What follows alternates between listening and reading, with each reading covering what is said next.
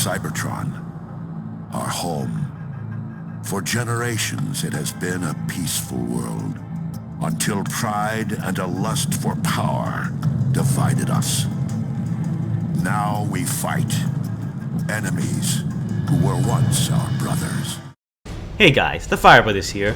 I'm back after my long absence and I'm changing up a bit of the format of how I do my videos, so hope you guys don't mind. Anyways, today we're talking about the Autobot Military.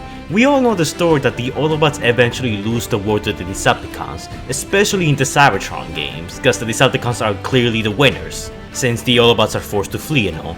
But just how strong was the Autobot military in its heyday and before the war? In this video, we're gonna be taking a look at the feats, the resources, the strength, the leadership, and the history of the Autobot government, and determine how strong and how successful they were at battling the Decepticons. For the Decepticons, anger was the beginning, but violence will be the end. Much like the Decepticon movement, the Autobot movement was also a rebellious faction that started as a result of the current Cybertronian government's oppressive caste system. The way it worked was that, prior to the war, each Transformer that was created was assigned to a specific category from the moment they were born. Some were gladiators, some were miners, some were leaders, and some were librarians. Initially, the movement was spearheaded by both Optimus Prime and Megatron, but when they both went to plead their case to the High Council and to speak of the injustice and try to find a peaceful solution, the sparks and minds of the current High Council were moved by Orion Pax's words. The council decided to name Orion Pax as the new Prime, something that was not received well by Megatron, who cut off all ties with Orion Pax and the council and started his own movement in response. Much like Orion Pax, Megatron promised freedom from tyranny and oppression from the current Cybertronian government, and to destroy the current establishment by force if need to. And thus began the War for Cybertron, led by Megatron, who led the Decepticons, who wanted the old establishment overthrown by force, and the Autobots, who believed in a more peaceful solution and were willing to cooperate with the High Council and the Cybertronian establishment, believing that freedom was the right of all sentient beings and violence to never be the answer. Autobots, it is better to fight and die on your feet than live on your knees. In comparison to the Decepticons, it could be argued that the Autobots had the most amount of significant leaders. First off, we got Ironhide, who was a renowned war veteran and often led his troops into battle. He was instrumental during the final days of the war and served Optimus Prime with absolute loyalty. He was so physically strong that he was able to tear Decepticon soldiers that were larger than him in two with his bare hands. Zeta Prime was a renowned tactician that led the Autobots during the final days of the War for Cybertron. We don't really know that much about his leadership, but it was stated at the beginning of the game by Megatron himself that the war against the Autobots was all in a stalemate at the moment, and the Decepticons were unable to break into major cities such as Iacon. Another notable commander will be Ultra Magnus. He became leader of the special Black Ops unit known as the Wreckers, and led several strikes and defensive military operations against the Decepticons. Although he was very strict and by the book, the Autobots under his command followed him loyally, and this in turn earned Ultra Magnus many victories, especially during the first days of the war. Next up, we got Jetfire, the Autobots' air commander. Jetfire was once part of the Decepticon movement, and he was one of the very few flyers to join the Autobots. This was a very beneficial thing for the Autobot cause, since with Jetfire's expertise, he was able to instruct and train a new generation of our Aerobots and Autobot flyers. He also had intimate inside knowledge on many of the Decepticons' tactics, so when the Decepticons always took to the sky, Jetfire was always the go-to Autobot for getting rid of them, efficiently and swiftly. And then we have Optimus Prime, the last of the Prime. During the War for Cybertron, Optimus participated in many skirmishes against the Decepticons in the front lines. He was a renowned warrior and he was extremely gifted in hand-to-hand combat, along with his ability to lead troops into battle. This made him quite famous amongst the Autobots. Although for the sake of this video, we're not gonna be covering his exploits as Optimus Prime. Prior to becoming one, Optimus was still a force to be reckoned with. In fact, Megatron recognized Optimus' abilities so much that he would often go out of his way to target him specifically, since he saw the potential threat that such a formidable warrior could have on the war. It is the Decepticons, not the Autobots, who rush into battle with blind ambition. The Cybertronian Civil War lasted for about 1,000,000 years, and for the most part the war was a defensive war, since the Decepticon movement was a rebellion at first, but then it quickly escalated as the movement started to get more popularity, and the Decepticons became a legitimate threat to the Autobot government. While this might not seem very impressive, they managed to hold the line for over 1,000,000 years. And keep in mind that they were also outnumbered and outgunned for most of the war. This was due to the Decepticon propaganda, which portrayed the Autobots as tyrants who want to restore the caste system, and the Decepticons themselves as liberators of the people, promising to abolish the government and create a Cybertron where everyone's equal. Despite being heavily outnumbered and outgunned, the Autobots seem to have gotten much better at fighting the Decepticons, since the Decepticons themselves have been shown to really struggle to fight them prior to the introduction of Dark Energon. By the beginning of War for Cybertron, Megatron even says that they're looking for an edge to tip the balance of scales in the war, meaning that by the beginning of War for Cybertron, the Autobots and Decepticons were equally matched despite the Autobot disadvantage. The Autobots seem to prefer N.E.S.T at using defensive tactics to get the better on the Decepticons. The Autobots often get the Decepticons to fight in a battlefield of their choosing, and seem to be more focused on protecting Autobot territory. This has cost the Decepticons plenty of troops and vehicles tons of times. The raid on Iacon, as damaging a blow as it was for the Autobots, the Decepticons still took heavy amounts of casualties from that assault, especially the Decepticon fleet. Besides employing a defensive strategy, the Autobots also excel at their ability to spy on the Decepticons. The Autobots stole some of Shockwave's blueprints for building combiners and managed to reverse engineer the technology. Eventually, the Autobot combiner presence in the war managed to stop the rapid Decepticon advancement and made the war be on an even playing field. And that's another thing to keep in mind. Between the Autobots and Decepticons, at least before the introduction of Dark Energon, the Autobots seem to have the technological edge, since we see a lot of the Decepticons really struggle with new Autobot weaponry and even don't recognize some of it, such as the Cloakers, the anti-Dark Energon healing turrets, and the fearsome Autobot Titans. The Autobot Navy consists of aerobots, attack cruisers, and dropships. And compared to the Decepticons, their navy is really outnumbered and quite possibly outgunned. But it can be argued that between the Autobot and Decepticons, the Autobot Navy has the most skilled aerial fighters, in the form of aerobots such as Jetfire, Silverbolt, and Air Raid. The Allspark was the source for all new life on Cybertron, but once the war started, it stopped supplying new life for generations. However, after centuries of the Allspark being on stasis, a new generation of Transformers were born, most of which chose to support the Autobot cause, which provided the Autobots with replenished troops and a much needed population increase to keep up with the Decepticon military and industry. This population boon also brought new heroes such as Bumblebee, Sideswipe, and a whole new batch of younger Autobots. Later, Optimus Prime would throw the Allspark into space to prevent Megatron from using it to replenish his own ranks. Flyers made the bulk of the Autobot aerial troopers, and they were armed with heavy firepower that could decimate entire Decepticon squads if their weapons heat up over time.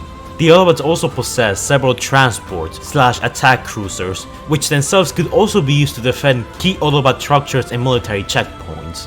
The Autobot Galactic Transports were giant cargo holders used to transport resources on and off Cybertron pre-war and during the war itself. While Megatron disregarded these types of vehicles, the Autobots employed them and repurposed them for military use, such as the Ark itself. And much like I mentioned before, the Autobots have the technological advantage. The Iacon healing turrets are a good example of this, and a few other Autobot weapons and even field personnel surprised the Decepticons when first encountered. Despite the Decepticons outnumbering the Autobots in terms of population, it could be argued that the Autobots actually had quality on their side. While the Decepticons could afford to throw endless waves of Decepticon troopers onto their enemies, the Autobots were more careful and strategic, something that allowed them to get the edge on the Decepticons plenty of times. However, that wasn't enough to stop them, since prior to War for Cybertron, the Decepticons controlled more areas of Cybertron than the Autobots did.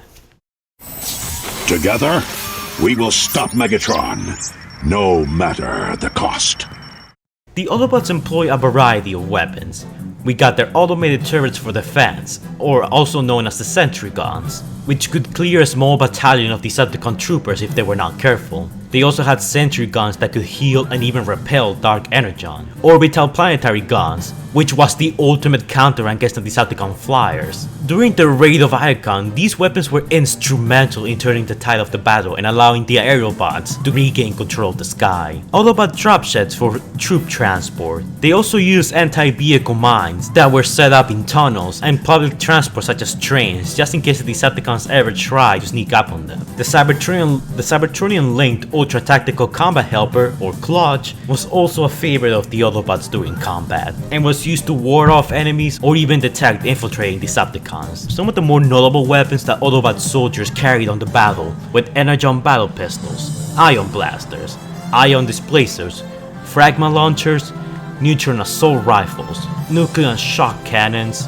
null rays, photon burst rifles, thermal rocket launchers, and X-12 scrap makers, along with security probes and personal shields that Autobot shotgunners would use. Energon-based weapons were also pretty prevalent during the war and were still used towards the end of it, such as swords, maces, scythes, and even hammers. The Autobot Military was mostly made up of auto troopers, who made the majority of the ground troops. They were often accompanied by shotgunners who had personal shields and carried on a shotgun, which allowed them to get close to their enemy and finishing them off up close and personal with their shotguns. Rocket troopers, which were used to counter Decepticon flyers.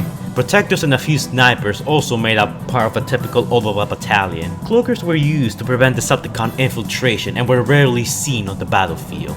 Autobot brutes were often found on the battlefield in order to provide cover for their fellow Autobots. Same with heavy troopers, who could carry a great deal of firepower thanks to their large physique. Destroyers were rarely seen on the battlefield. It seems that the Autobots reserved these soldiers for the protection of their main cities, and apparently they were rarely seen by the Decepticons, since Breakdown and Megatron seemed to be somewhat impressed of seeing an Autobot destroyer protecting the gates of Iacon. And of course, we also have the Council Guardians, which consisted of elite troops that mostly served as the guardians of key Autobot personnel, such as the High Council or any other important figures. They were well regarded by the Decepticons and Autobots to be some of the most elite troopers on Cybertron. Despite preaching peace, the Autobots have quite a few weapons of mass destruction.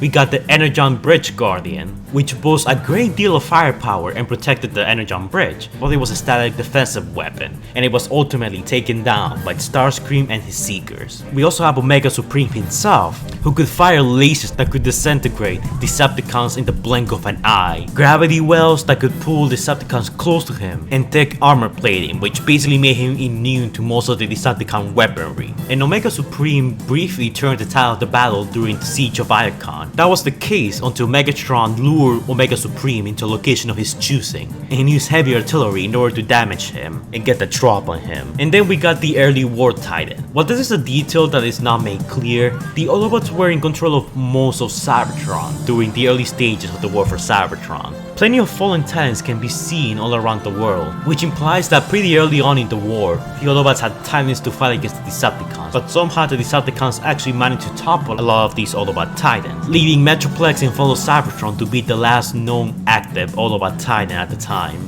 The reason why the Decepticons managed to get the drop on the Autobots so early and managed to capture a lot of crucial territory all around Cybertron is because Shockwave developed the technology of combination, allowing 5 Decepticon warriors to combine and form a giant super soldier, which proved to be extremely effective at destroying and conquering Autobot territory. Once the Autobots stole the combined blueprints and reverse engineered it, they employed their own titan. The currently only known titans were Defensor and Ruination. Oh, and possibly Superior, but we don't know if he participated early in the war. They also had plenty of other unnamed combiners, but their information about them is really scarce and hard to find.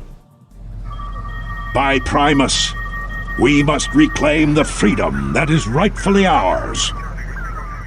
Some of the most notable groups were the Wreckers, a Black Ops unit for a tendency of accepting suicide missions. The Autobot High Council, which chose the Primes that would lead the faction, and provided wisdom and guidance for the Autobot army at times. The Aerobots, which were the ultimate counter against the Seekers and most of the Decepticon flyers, and the Autobot Elite Guard, who protected key figures and cities. When the war started, the Autobots possessed control over most of Cybertron, but very quickly the Decepticons pushed back the Autobots until the Autobots were able to fight back and the Decepticon advance had slowed down, but the Autobots lost Moonbase 1, Decepticon Station, and the city known as Praxis, which was completely razed to the ground and destroyed by the Decepticons. By the start of the war, the Autobots still possessed quite a bit of territory on Cybertron, but not as much as they used to at the beginning.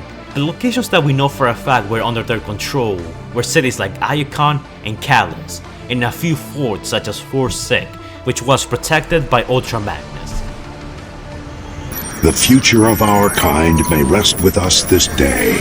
Heroes will become legends, not memories. Despite a rocky start and being completely outnumbered, the Autobot government managed to put a good fight against the Decepticons, at least until Dark Energon was introduced during the events of War for Cybertron. Once that happened, it was game over.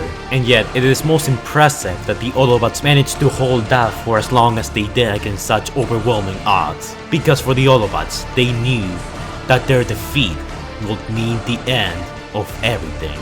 They were just not fighting for their planet, but they were fighting to save the universe from tyranny.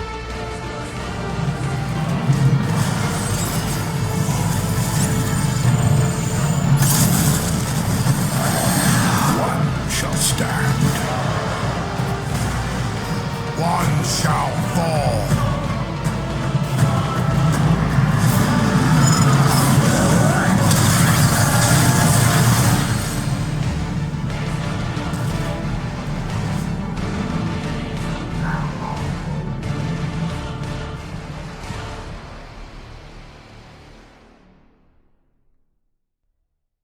But anyways guys, that's it for this video. Shout goes to our Patreons, Marais Prime, Mario Gordon, Predator King Hunter Plays, and the absolute madman himself, Jordan the Great, who donated $100. Thanks for your support guys. Make sure to go check out their channels, the link's gonna be in the description down below and in the comments down below. And if you guys also want a shout out, then all you need to do is donate to my Patreon. By donating to my Patreon you get quite a few rewards. You get a shout out to your channel, you can request your own videos, you can collab with me in some of my videos if you want to, of course. You get a special role on my Discord server, get early access to my videos, and I'm also planning to adding a few extra as time goes on. And it's all entirely optional. Sounds like a pretty good deal, right? But keep in mind, we don't force anybody, since freedom is the right of all sentient beings. Thanks again to my patrons for donating, it's much appreciated. So yeah, thanks a lot guys. Well guys, hopefully you enjoyed that video. I'm changing up the format of how I do my videos, and oh wow, look, what's that? Fan art of the day. We're gonna have fan art of the day at the end of my videos, so hopefully you guys don't mind that. I also bring more attention to them. This was made by Dr. Banana Cyber Ninja Funny Man. I'm really serious when I mean this. What happened to real short and simple names? Now we have super long names. He made this drawing of fellow Cybertron Optimus Prime, and I have to admit it looks very good, man. Good job on that. It looks really, really good. Also, from now on, I'm doing a thing on my Discord server where anyone who reaches level 15 on my server gets a free shoutout at the end of my videos. So right now I'm gonna give a quick shout out to everyone on my Discord server who managed to reach level 15. So shout out goes to Con C, Godzilla Central, Dr. Deceit, and the MBT70, Pooper Scooper, Dr. Banana the Herald of Primus, Garlic is Nice, Carl, and Blankmeister. Oh, also shout out to Rodan.